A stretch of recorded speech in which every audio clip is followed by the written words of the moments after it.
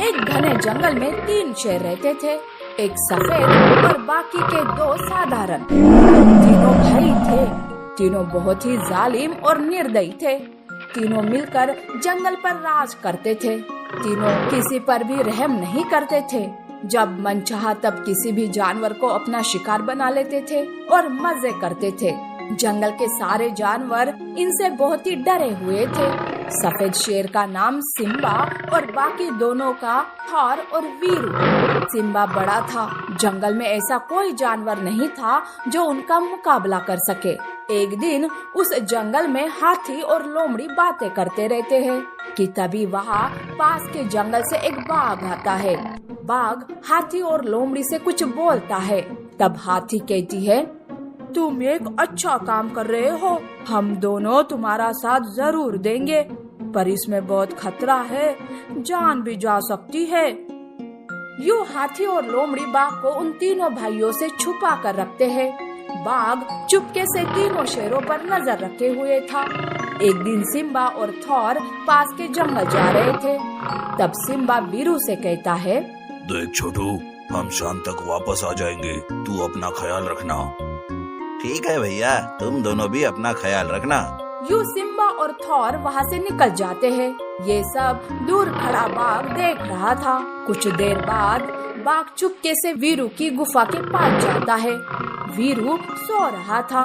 ये देख बाघ चुपके से उसके खाने में जहर मिला देता है और वहाँ से वो चला जाता है। इस बात से अनजान वीरू वो जहर वाला खाना खा लेता है और वो मर जाता है। बाघ और हाथी मरे हुए वीरू को वहाँ से हटा देते हैं। शाम को जब सिम्बा और थॉर वीरू के पास आते हैं तो वीरू अपनी गुफा में नहीं था। अरे ये कहाँ चला गया? लगता है कहीं टहलने गया है। वैसे मैं बहुत थका हूँ, जाकर आराम करता हूँ। हाँ भैया, मैं भी। यूँ वो दोनों अपनी अपनी गुफा में चले जाते हैं। अगले दिन सुबह थॉर वीरू से मिलने उसकी गुफा के पास जाता है। वहाँ पहले से ही सिम्बा खड़ा हुआ था। तब थॉर सिम्बा से पूछता है, अरे भैया, आप बाहर क्यों खड़े हो? वीरू कहाँ है? मैं अभी अभी आया हूँ। वीरू अपनी गुफा में नहीं है। मैं सोच रहा था कि वो तुम्हारे साथ है। नहीं भैया, मैं अभी अभी आया हूँ। वैसे वीरू कहाँ गया? बिना बताए तो वो कहीं नहीं जाता। ठीक है, चलो देखते हैं। तुम इस दिशा में जाओ, मैं उस दिशा में जाता हूँ। यूँ वो दोनों अलग अलग दिशाओं में वीरू को ढूंढने निकलते हैं। यूँ ढूंढते ढूंढते थॉर बहुत दूर चला जाता है। वो थक कर एक पेड़ के नीचे खड़ा हो जाता है। ये देख कुछ दूर पर खड़े हिरन और लोमड़ी एक दूसरे से कहने लगते हैं, अरे सिम्बा शेर कितना जालिम है। जितना वो सफेद है उतना ही उसका मन काला है। उसने अपने छोटे भाई वीरू को मार दिया। अब थॉर की बारी है। वो चाहता है कि वो जंगल पर अकेले राज करे। अरे ये तुम क्या कह रही हो? क्या ये सब सच है?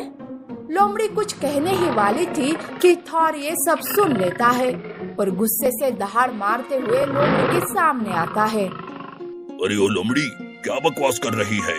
तू जानती भी है कि तू किसके बारे में बात कर रही है? लोमड़ी डरते हुए कहती है, कल रात मैंने अपनी आंखों से देखा। जब आप अपनी गुफा में चले गए तो सिम्बा शेर वापस वीरू के गुफा में आए और वीरू को मार दिया। अगर आपको यकीन नहीं आता तो सिम्बा शेर के गुफा में देखो, वीरू की हड्डी आपको मिल जाएगी। अगर ये बात गलत निकली तो आप मुझे मार देना। ये सुनकर थॉर गुस्से से आग बबूला हो उठता है और वो दहाड़ मारते हुए सिम्बा के गुफा के पास जाता है। सिम्बा की गुफा में वीरू की खाल को देखकर थॉर के पैरों तले जमीन खिसक जाती है और वो अपने मन में सोचता है, अरे सिम्बा, तेरे मन में इतनी लालच छुपी हुई है, ये तो मैंने सपने में भी नहीं सोचा। तू क्या मुझे मारेगा? अब मैं ही तुझे मार देता हूँ। ये कहकर थॉर सिम्बा को ढूंढते हुए निकलता है।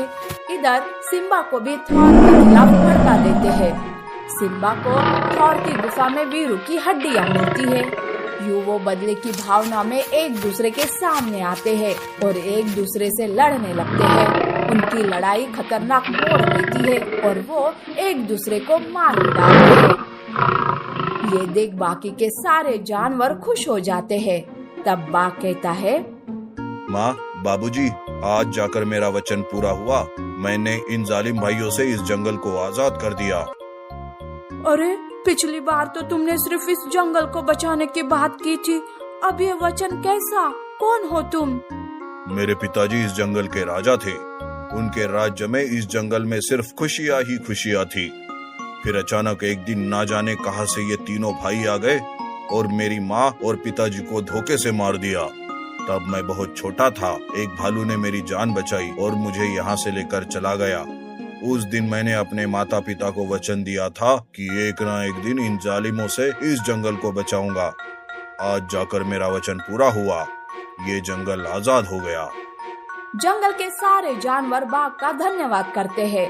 बाघ अपने माता पिता को दिए गए वचन को निभाकर खुद जंगल का राजा बनकर एक अच्छा राजा होने का कर्तव्य निभाता है।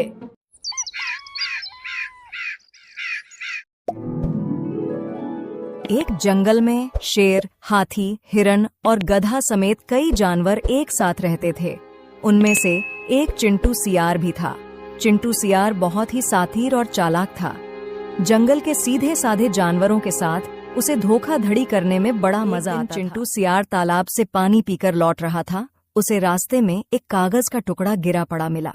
जब सियार ने उसे उठाकर देखा, ये तो किसी इंसान की बीए की डिग्री है। तभी उसके सातिर दिमाग में एक आइडिया आता है। इस डिग्री का इस्तेमाल करके मैं जानवरों को मूर्ख बनाकर एक मोटी कमाई कर सकता हूँ। ये डिग्री मेरा नहीं है, ये मुझे पता है। बाकी जानवरों को क्या पता, वह तो इसे मेरा ही समझेंगे। तो क्यों ना इसका फायदा उठाकर जंगल के बाकी जानवरों को मूर्ख बनाऊं और अपना फायदा करूं। ऐसा सोच चिंटू सियार उस डिग्री को लेकर भोले भाले जानवरों को ठगने के लिए उनकी तरफ निकल पड़ा। अगले दिन सुबह होते ही एक पेड़ के नीचे अपने लिए एक छोटा सा दफ्तर तैयार किया। गले में एक मोटी माला डाली और बाहर एक बोर्ड टांग दिया। धीरे धीरे वहां और जानवर इकट्ठे होने लगे। सभी जानवर सियार को इस भेष में देखकर बहुत आश्चर्य में थे। तभी सुनो सुनो, मैं चिंटू सियार इस जंगल का सबसे शिक्षित प्राणी हूँ। मैं इंसानों की दुनिया से बहुत कठिन परिश्रम करके बीए की डिग्री हासिल की है। अब से मैं आप सबकी समस्याओं का समाधान करके आपका जीवन सुखमय बनाऊंगा। सियार की बातों से जंगल के जानवर बहुत प्रभावित हुए। तभी वहां एक हिरन आता है। वहां ऐसा मजमा देख उसे कुछ अटपटा सा लगता है। तभी उसकी निगाह सामने लगी बोर्ड पर गई। जंगल का सबसे बड़ा विद्वान, सभी समस्याओं का समाधान यहाँ मिलेगा। ये तो अपने जंगल का ही चिंटू सियार है। ये तो कभी जंगल से बाहर गया ही नहीं, तो इसने पढ़ाई कब कर ली? सियार के प्रति बहुत सारे सवालों से घिरा हिरन यकीन नहीं कर पा रहा था। वह बोला, चिंटू सियार, मुझे एक बात समझ में नहीं आ रही है। तुम तो इस जंगल के बाहर कभी गए नहीं, फिर तुमने यह पढ़ाई कैसे पूरी की? यह तुम नहीं समझ सकते हिरन भाई। आजकल पढ़ाई पूरी करने के लिए कहीं जाने की आवश्यकता नहीं होती है। हम कहीं भी रहकर पढ़ाई कर सकते हैं। यह ऊपर लगा सर्टिफिकेट इस बात का प्रमाण है।